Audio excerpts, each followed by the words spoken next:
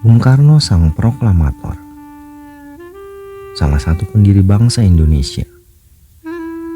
Walaupun pada hari-hari terakhirnya tidak diperlakukan seperti layaknya seorang pahlawan.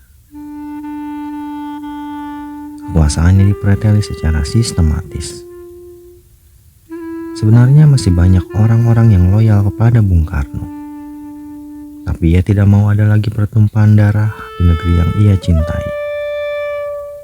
Saat itu, Bung Karno pernah berkata, "Anakku, simpan segala yang engkau tahu. Jangan ceritakan deritaku dan sakitku kepada rakyat. Biarlah aku menjadi korban, asal Indonesia tetap bersatu.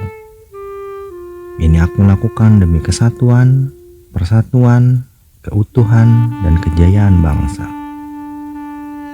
Bahkan, sang cucu Didi Mahardika pernah berkata, "Tak hanya diasingkan, tapi disitulah Bapak kita, Bapak bangsa, Bapak proklamator kita yang memperjuangkan kita semua, dibunuh di situ.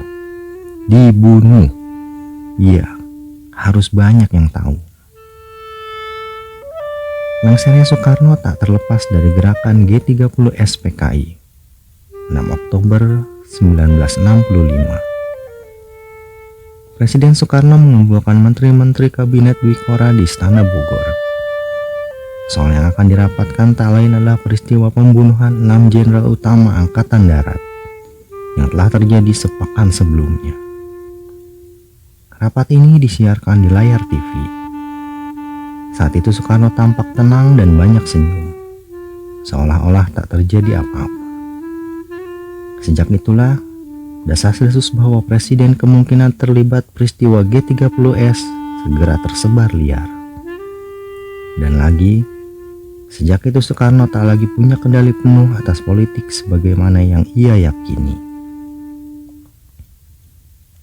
Itulah lonceng pembuka babak akhir perjalanan politik dan kehidupan Soekarno. Setelah PKI dan semua anggotanya dibabat habis, politik keseimbangan yang ia mainkan sejak 1960 runtuh. Dan Angkatan Darat kini tak terbendung. Jenderal Soeharto perlahan-lahan mengambil alih panggung dan menyisihkan Soekarno.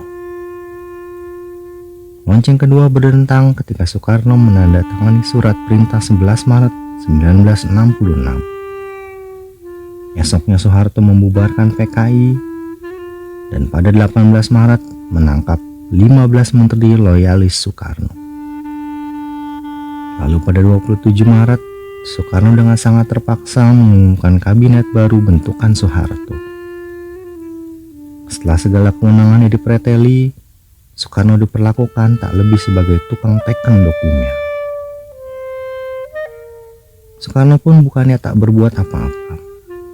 Pada 22 Juni 1966, di hadapan MPRS, ia menyampaikan pidato pertanggungjawaban selama jadi presiden dan soal peristiwa G30S.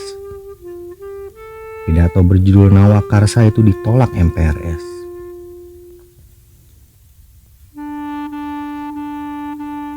Soekarno lalu menyampaikan pelengkap Nawakarsa pada 10 Januari 1967 yang lagi-lagi ditolak MPRS. Itu adalah usaha terakhirnya untuk mempertahankan diri dan ia kalah. Pada 12 Maret 1967, MPRS mengumumkan secara resmi pencabutan mandat Soekarno sebagai presiden dan kemudian menunjuk Soeharto sebagai pejabat presiden. Meski Soeharto baru dilantik jadi presiden betulan setahun kemudian, jelas bahwa Soekarno kini bukanlah siapa-siapa. Tak lagi punya kuasa, dunia Soekarno seperti dijungkir balikan. Atas perintah Soeharto, Soekarno dan keluarganya diultimatum untuk angkat kaki dari Istana Merdeka dan Istana Bogor sebelum 17 Agustus 1967. Dulu, setelah Belanda mengakui kedaulatan Indonesia pada Desember 1949, Soekarno masuk ke istana dengan seluruh kebesarannya sebagai pemimpin. Kini, Ia keluar dari istana dengan hanya berkaos oblong dan celana piyama. Kekayaan yang ia bawa adalah bendera merah putih, beberapa botol minuman ringan, kue-kue, dan obat-obatan. Statusnya kini adalah tahanan Orde Baru. Mulanya ia ditahan di rumahnya di daerah Batu Tulis, Bogor, lalu dipindahkan ke Wisma Yaso, Jakarta pada 1969. Penahanan itu rupanya berefek buruk bagi kesehatan Bung Besar. Ini karena tim dokter kepresidenan sebelumnya yang tahu detail soal kondisi medis Bung Karno telah dibubarkan. Padahal Soekarno diketahui mengidap sakit ginjal parah. Ginjal kanannya sudah mati, sedangkan ginjal kiri hanya berfungsi 25%. Selain itu, ia juga mengidap sakit jantung dan darah tinggi. Sejak ditahan, diagnosis baru muncul, rematik dan gejala katarak. Dalam kondisi demikian, ia masih harus menjalani interogasi dari Kopkamtib soal keterlibatannya dalam G30S. Tapi yang paling tragis dari Soekarno kini adalah kenyataan bahwa ia harus menghadapi semua itu nyaris sendirian. Ia dijaga demikian ketat dan diputus dari dunia luar, dari bangsa dan rakyat Indonesia yang ia cintai. Bahkan, anak-anak dan istrinya harus dapat izin khusus untuk sekedar menemuinya. Itu pun dengan waktu terbatas. Terpencil dan kesepian, itulah warna dunia Soekarno kini. Sampai akhirnya Bung Karno terkena depresi. Setiap harinya hanya duduk sambil termenung, malah kadang-kadang ngomong sendirian. Kesehatannya terus-menerus semakin merosot. Kepada Hartini, istrinya yang keempat, Bung Karno menyatakan kesedihannya yang mendalam sembari meneteskan air mata. Aku ingin agar aku ditembak saja.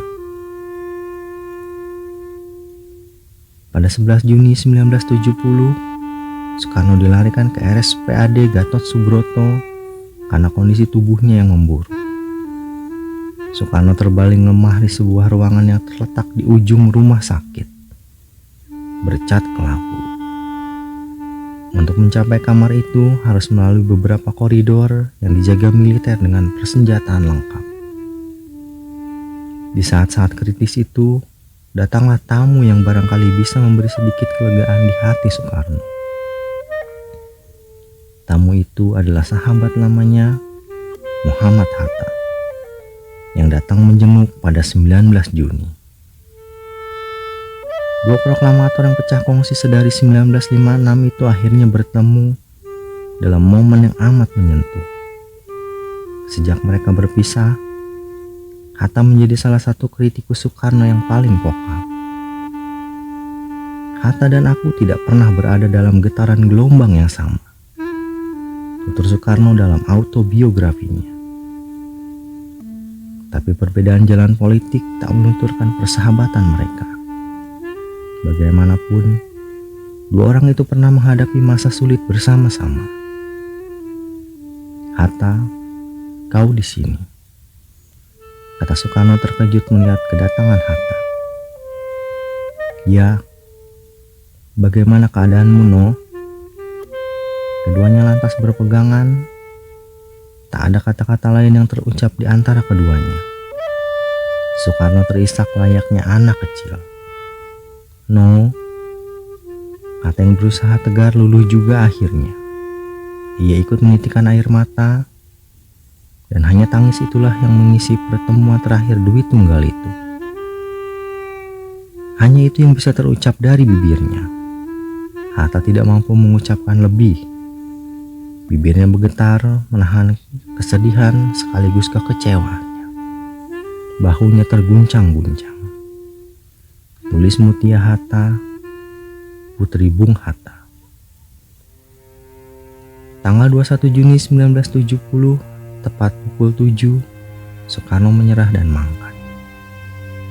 Berakhir sudah tugasnya sebagai penyambung lidah rakyat Indonesia. Lantas, apakah perlakuan kasar terhadapnya berakhir? Tidak. Permintaan Fatmawati agar Soekarno disemayamkan di rumahnya ditolak rezim Soeharto. Soekarno harus disemayamkan di Wisma Yaso. Permohonan Dewi dan Hartini untuk memakamkannya di batu tulis setali 3 uang. Soeharto hanya memperkenankan Soekarno dimakamkan di Blitar.